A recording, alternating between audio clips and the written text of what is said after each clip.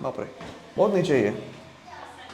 रानी मृगनयनी की राजा से शादी करने की तीसरी और आखिरी शर्त राजा को चिंता में डालने वाली थी। ऐसी 50 किलोमीटर लंबी पाइपलाइन उन्होंने बिछा डाली और उसके अवशेष में आपको अभी दिखाने वाला हूं। ये देखिए दोस्तों, अभी ये जो आप इस साइड देख रहे हो, ये है गुजरी महल। ये जो ऊपर आप देख रहे हो, ये जो दीवार दिखाई दे रही है आपको, ये ऊपर की दीवार, ये दीवार है ग्वालियर महल की।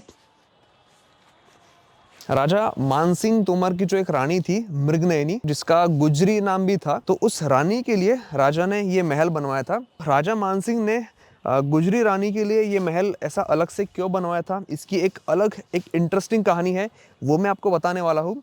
और दूसरी बात कि ऐसा कहते हैं कि प्यार में इंसान सब कुछ भूल जाता है।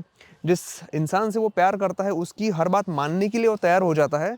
तो ऐसा ही कुछ किया था राजा मानसिंह तोमर जी ने। जब उन्हें गुजरी बाई से यानी रानी मृगनयनी से शादी करनी थी, तो उस रानी ने ना एक शर्त रखी थी, मतलब एक नहीं 3 शर्तें रखी थी।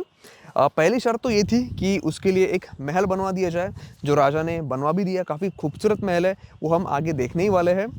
और तीसरी शर्त थी जो काफ़ी कठिन थी। उस रानी ने राजा को एक कुछ ऐसा स्ट्रक्चर बनाने के लिए कहा था जो करीब 50 किलोमीटर लंबा था। और उस स्ट्रक्चर के जो अवशेष है वो आज भी इस महल में दिखाई देते हैं। वो स्ट्रक्चर है क्या, वो शर्त क्या थी, ये जानने के लिए वीडियो को पूरा ज़रूर देखें। चलिए। राजा मानसिंह तोमर ग्वालियर के तोमर वंश के राजा थे। उन्होंने 1486 से 1516 तक शासन किया था। कहते हैं कि एक बार राजा मानसिंह शिकार के लिए साक नदी के किनारे स्थित राई गांव के जंगलों में गए थे। तब उन्होंने वहां पर एक लड़की को देखा जो वहां के एक गुर्जर परिवार से थी। वो लड़की बेहद खूबसूरत होने के साथ साथ बहुत ही साहसी थी। एक जंगली भैंसा जब गांव के बच्चे की तरफ हमला करने जा रहा था, तब उस लड़की ने उस भैंसे का सींग पकड़कर उसे रोक दिया।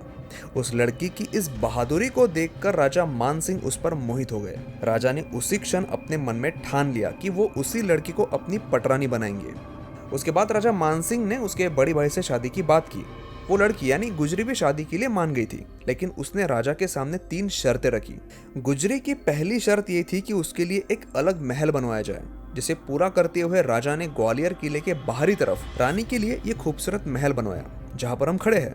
रानी की दूसरी शर्त थी कि वो दूसरी रानियों की तरह चेहरा ढककर महल में नहीं रहेगी और वो राजा के साथ युद्ध पर भी जाएगी। राजा ने उसकी ये शर्त भी मान ली। इस महल के बिल्कुल बीचों बीच कुछ अंडरग्राउंड कमरे बने हैं। यकीन मानिए, मुझे बिल्कुल पता नहीं था कि नीचे हमें क्या देखने को मिलने वाला है। रानी की तीसरी शर्त क्या थी और वो क्यों सबसे ज्यादा चैलेंजिंग थी और उसके क्या सबूत इस महल में मौजूद है, वो हमें यहाँ पर नीचे पहुँचने के बाद ही पता चलने वाला है। तब तक मुझे सिर्फ यही लग रहा था कि नीचे एक म्यूजियम है, लेकिन ऐसा बिल्कुल नहीं था। ये उस समय महल का ही हिस्सा रहा होगा, तो आज इस हिस्से को भी एक म्यूजियम में तब्दील कर दिया गया है।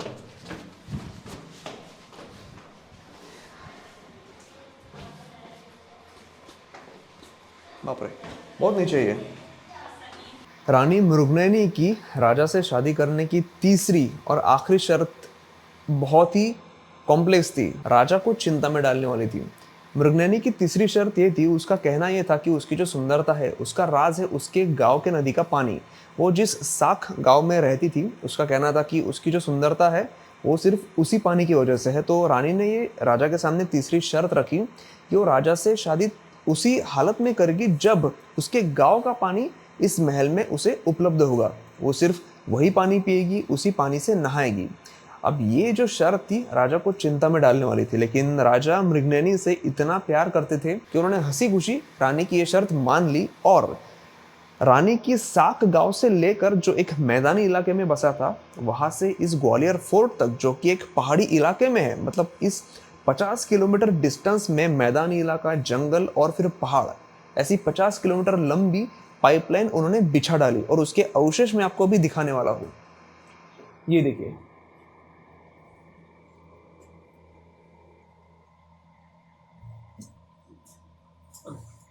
तो ये है वो पाइपलाइन, उस पाइपलाइन का हिस्सा जो राजा ने मृगनयनी की शर्त को कबूलने के बाद बिछाया था। और उनके प्यार की निशानी हम यहाँ पर देख सकते हैं। मतलब आगरा में तो एक बहुत बड़ी प्यार की निशानी है जिसे लोग देखने के लिए जाते हैं, लेकिन ये बहुत छोटी ही सही, लेकिन उससे भी ज्यादा महत्वपूर्ण ऐसे प्यार की निशानी है, क्योंकि इसे बनाना 17वीं सदी में काफी कठिन था और वो राजा ने करके दिखाया था।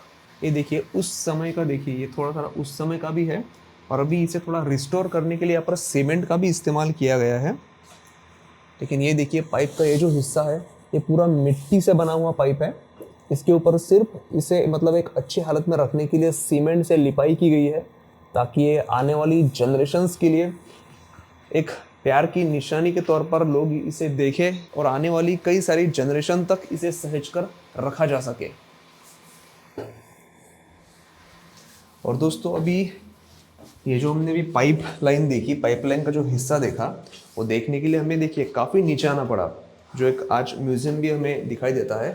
और लेकिन ये जो स्ट्रक्चर है ये काफ़ी पुराना है। और इसी स्ट्रक्चर से ना मुझे एक और बात याद में आई कि राजा मानसिंह ने अपनी जो रानी थी उसके लिए पूरा महल बनाया था, लेकिन वो रहते थे किले में। तो ऐसा कहा जाता है कि राजा ने एक किले से निकलने वाली एक सुरंग बनाई थी जो सीधा किले के ऊपरी हिस्से से यहाँ इसके महल तक जुड़ती है। तो ऐसी भी एक सुरंग बनाई थी, लेकिन वो सुरंग आज तक कहीं दिखी नहीं। तो ऐसा लगा कि मुझे ये बात जानकर आपको बता देनी चाहिए। तो दोस्तों ये था गुजरी महल, ये था रानी मृगनयनी का महल, काफ़ी सुंदर महल जो आज एक म्यूजियम भी है। और उस महल में हमने वो 500 साल पुराना पाइपलाइन का हिस्सा भी देखा जो आज राजा मानसिंह और रानी मृगनयनी के प्यार की निशानी के तौर पर आज भी यहाँ पर मौजूद है और अच्छी हालत में है। और आने वाले कई सैकड़ों हजारों सालों तक वो वहाँ पर रहने वाला है और आने वाली जनरेशन को बताने वाला है कि असली प्यार की निशानी क्या होती है। क्या आप इसके पहले मतलब ये वीडियो देखने से पहले इस महल के बारे में जानते थे, उस पाइपलाइन के हिस्से के बारे में जानते थे? मुझे कमेंट करके ज़रूर बताइए। वीडियो कैसा लगा? अच्छा लगा होगा तो प्लीज़ लाइक ज़रूर करिए। मैं हूँ सुमित और मैं मिलता हूँ आपसे अगले एपिसोड में ऐसी ही खूबसूरत ऐतिहासिक जगह पर।